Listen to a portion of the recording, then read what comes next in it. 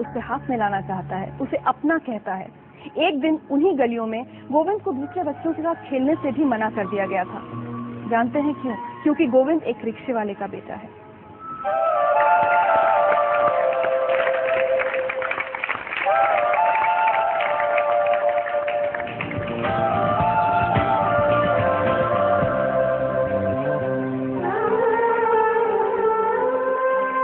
गोविंद, वो दिन जब आप छोटे थे और आपको गली के दूसरे बच्चों के साथ खेलने से मना कर दिया गया था, आज भी याद है आपको वो दिन? शायद वो मेरी जिंदगी का सबसे टर्निंग पॉइंट साबित हुआ था। मेरे एरिया थोड़ा इंडस्ट्रियल एरिया है, तो काफ़ी अमीर अमीर लोग हैं, वहाँ घर हैं।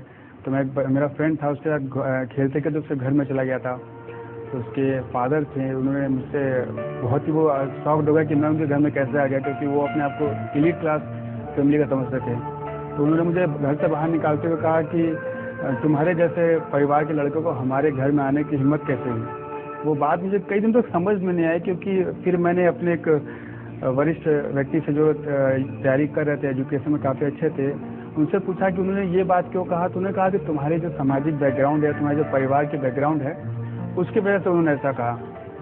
तो मुझे लगा कि मैंने पूछा बैकग्राउंड कैसे बदलते हैं। तो उन्होंने कहा कि बैकग्राउंड या तो तुम्हारे पिता के वक्त से बदल सकता है, या तुम अपने आप को समाज में इतना इस्टेब्लिश कर लो कि उससे ऊपर जाने के बाद कोई न सोचे। तो मैंने उनसे पूछा कि इस देश में ऐसी क्या चीज़ है जो मैं कर लूँ तो शायद उससे ऊपर सर्विस में जाने में कोई नहीं बता सकता। तो तैयारी में थे, उन्होंने बताया कि अगर तुम IAS बन जाओ, मजाक में ही उन्होंने बोला था, अगर तुम IAS बन जाओ तो इस देश में उससे ऊपर की जॉब कोई भी नहीं है। तो उसी दिन से मैंने सोचा था कि अच्छा मैं IAS ही बनूंगा, और उसका प्रतिफल था कि मैंने UPSC की परीक्षा पहले ही प्रयास में निकाल ली थी। 6th स्टैंडर्ड आप बता रहे हैं, तो शायद 12-13 साल की उम्र रही होगी आपकी। उस उम्र में आपको ये बात इतनी चुभ गई थी कि आप कहते हैं कि उसने आपकी जिंदगी की दिशा बदल दी थी? हाँ, क्योंकि उसी समय मैंने तय कर लिया था कि मुझे इस सेवा में जाना है, और इतना ज़्यादा मैं कंसंट्रेट इसके बारे में था कि लोग 10th करते हैं, 11th करते हैं तो सोचते हैं कि मैं इंजीनियर बनूंगा, डॉक्टर बनूंगा, उसके बाद वो लोग सोचते हैं कि मैं IAS बनूंगा। मैंने उसी समय सोच लिया था कि मैं IAS बनूंगा। घर के हालात कैसे थे? हालात खराब थे, लेकिन हम कंपेयर कभी नहीं करते थे कि हालात अच्छे क्या होते हैं, कि जिसके घर खर्चा पर डे 1000 वही अच्छा है, ऐसी कोई बात नहीं थी। लेकिन हाँ, प्रॉब्लम्स बहुत आती थी, खास करके कि हम लोग एक ही रूम में रहते थे, 5 लोग थे एक ही रूम में, मतलब खाना बनाना सभी काम एक ही रूम में होता था। तो माहौल बहुत ज़्यादा टिपिकल था, इसकी वजह से प्रॉब्लम काफ़ी आती थी। दूसरे बच्चों को देखकर कॉम्प्लेक्स भी होता था कि मैं इन जैसा क्यों नहीं हूँ, या मेरे पास इतनी फैसिलिटीज क्यों नहीं है? होता था कभी कभी। कोई बच्चे का मैंने जो 7th 8th में पढ़ता है उसके मन में आ ही सकता है कि मेरे पास अच्छे कपड़े हों, जो हमें साल भर में एक बार मिलते थे होली पर। कई लड़कों को हर साल 3, 4, 5 तक मिलते थे। तो होता था, लेकिन छोटी छोटी बातें ही तो ज़्यादा पिंच करती थी कि मुझे आगे और पढ़ना है और पढ़ना है और पढ़ना है। जो वो मैंने 6th से चलो सोचा था उसे पूरा करना है, वो ज़्यादा हेल्पफुल हुई गई। तो और जब आप बहुत पढ़ने की कोशिश करते थे तो अड़ोस पड़ोस वाले आपको काफी डिस्करेज भी करते थे, कुछ उल्टा सीधा भी बोलते थे? बहुत ज़्यादा, थोड़ा तो नहीं कर सकता, बहुत ज़्यादा करते थे। क्योंकि मेरी सिस्टर ममता जी, जिन्होंने पढ़ाई की नींव रखी घर में, लोग बहुत उन पर पिंच करते थे कि तुम्हें तो बर्तन धोना चाहिए दूसरे घर में जाकर, तुम पढ़ने के बारे में कैसे सोच सकती हो।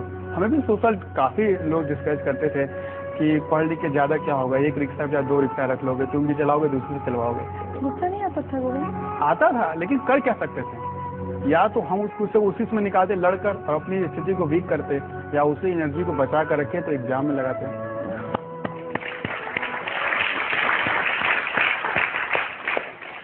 जिन गलियों में आपके बचपन में इतनी सारी परेशानियां हुई हैं, आपने लोगों के इतने ताने सुने, आपको पता ही होगा कि उन गलियों के लोग अब आज आप पर बहुत फख्र करते हैं। कई लोग कहते हैं कि हमें पहले से पता था कि हो जाएगा।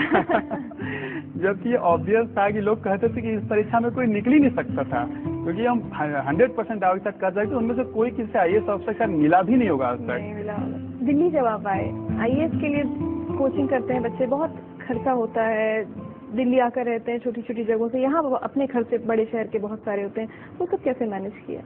मेरे फादर के पास थोड़ी जमीन थी, उन्होंने उसको बेच दी स्टार्टिंग, लेकिन हम दिल्ली जाएं तो हमें स्टेब्लिश होने में या कुछ करने में कम से कम 1-2 महीने की जरूरत पड़ेगी, क्योंकि हम किसी को जानते नहीं थे यहाँ पर। सबसे छोटी छोटी गीता दीदी, उनकी इकोनॉमिक स्टेट थोड़ी ठीक थी, वो अपने ससुराल वालों से लड़के मेरी सपोर्ट करती थी, क्योंकि विश्वास तो किसी को नहीं था, केवल मेरी सिस्टर्स को छोड़कर। आपने बहुत खुद के लिए बहुत परेशानियां सही, टिफिन आप आधा खाते थे एक दिन में, हर चीज बहुत बचा बचा कर आप पैसे खर्च करते थे कि ज्यादा पैसा खर्च ना हो जाए। जो हमारी परेशानी थी कि हमने हाफ टिफिन किया या एक बार तो था कि हम 150 रुपये महीना ही केवल बचा था, मतलब खाना के देने के बाद जो 2 टाइम हाफ खाते थे उसका 150 था। तो दोनों टाइम अब चाय भी हम संभव नहीं था कि पीता ही, तो दिल्ली में 4 रुपये का 1 कप चाय होता है, तो इतना भी मेरे पास नहीं था कि हम दोनों टाइम चाय पी पाते। लेकिन इससे क्या फ़र्क पड़ा, हम और मजबूत हुए उभरे ना। और हमारी परेशानी थी, हमने उसको सॉल्व करने की कोशिश किया। उसका फिजिकल प्रॉब्लम बहुत झेलना पड़ा, बहुत कमज़ोर हो गए, बहुत बीमारियाँ हो गई, बट मेंटल बहुत हम टफ। सुनवाते हैं आपने? मैंने उसको पहली बार देखा जब वो हमारे एग्जामिनेशन ओरिएंटेशन कैंप में आया। हर हमारे सेशन के बाद वो 5 से 10 मिनट एक्स्ट्रा लेता था, क्योंकि उससे 4 से 5 सवाल एक्स्ट्रा होते थे, और जब तक वो सेटिस्फाई नहीं होता था वो छोड़ता नहीं था। मुझे कई बार ये लगता था कि विद्यार्थी इतना झक्की क्यों है, ये वास्तव में इंटरेस्टेड है या दिखाने में इंटरेस्टेड है। अब इसका अंदाजा लगाना उस समय कठिन था। मेरी उसके लिए बहुत बहुत शुभकामनाएं हैं। गोविंद जायसवाल का कहना है कि आज वो जो कुछ भी है उसका सारा श्रेय उनके परिवार को, उनके पिता को, उनकी बहनों को जाता है। उनका परिवार उनके लिए क्या सोचता है ये हम जानेंगे एक छोटे से ब्रेक के बाद।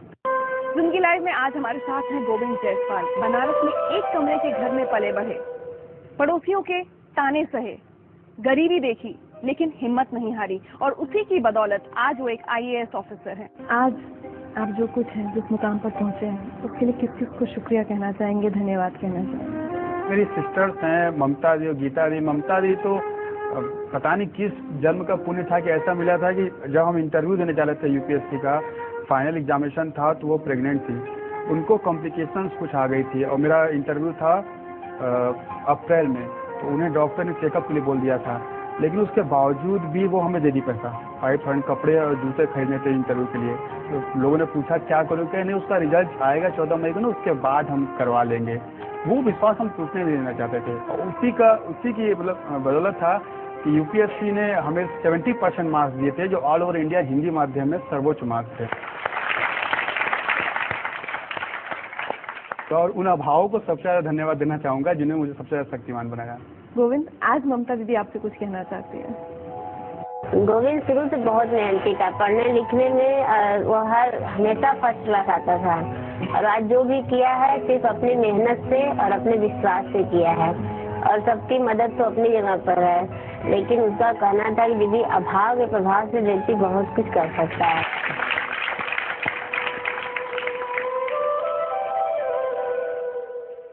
बहुत सी ऐसी बातें होंगी जिन्हें याद करके आज भी आंखों में आंसू आ जाते हैं।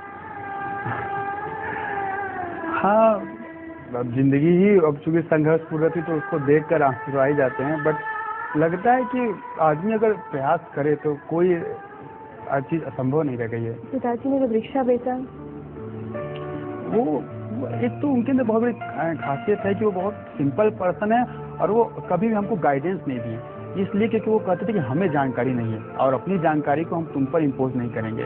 तो कहते जितना हमसे मैक्सिमम हो पाएगा, क्योंकि उनको तो 4 साल से पैर में सेप्टिक हो गया था, तो वो चल नहीं पाते, तो उनके पास 3-4 रिक्शा थे जिसके बल पर वो किराए पर दे देते थे। लेकिन कभी कभी एक साथ में पैसे की जरूरत पड़ जाती थी, तो उन्होंने कहा कि क्या हुआ, जो चीज़ है तुम्हारे लिए तो है, चाहे किसी के पास 2 लाख 4 लाख रहता है, हमारे पास 2-3 रिक्शा है, तुम्हारा ही है, तो उसको भेज देते हैं।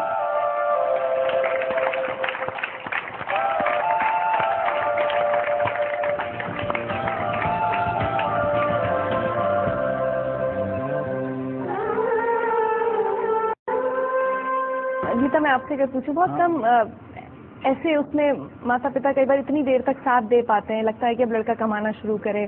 आप लोगों को कभी लगा कि आपके पिता ने बहुत ज्यादा साथ दिया आप लोगों का?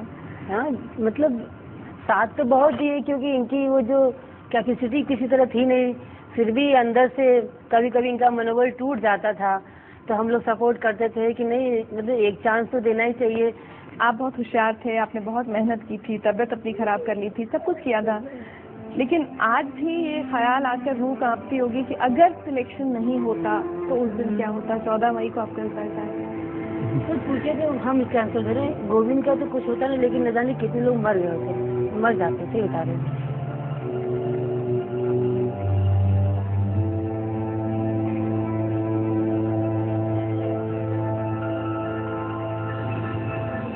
टाइम काफ़ी टफ था उस समय, अगर ना होता तो मेरे फादर की तबीयत बहुत ज़्यादा ख़राब थी उस समय। हमारे रिजल्ट के 10-15 दिन पहले तो बाबूजी रोटी या अचार में पानी डाल के खाते थे।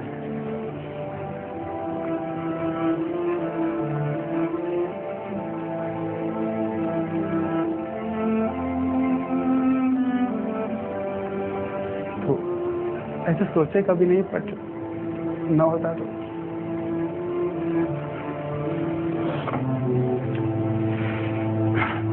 उसको भी संभालते किसी तरह, बट टाइम काफी टफ हो जाता।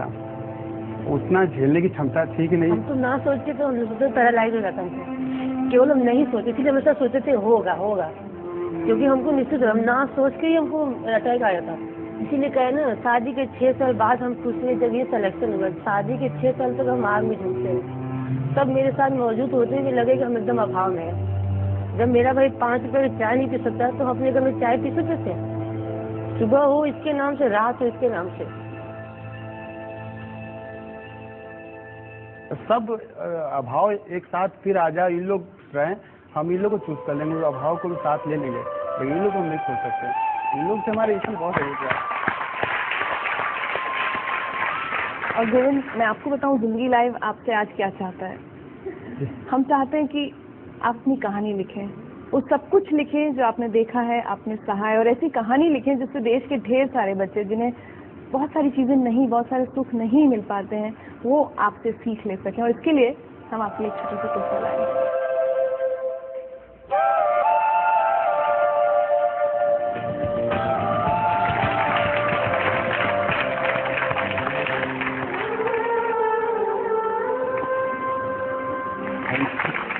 और आज हम चाहते हैं कि इस परिवार के लिए, ऐसे पिता के लिए और ऐसी बहन के लिए हम सब अगर खड़े होकर तालियां बजाएं, इस परिवार को हमारा सैल्यूटेशन।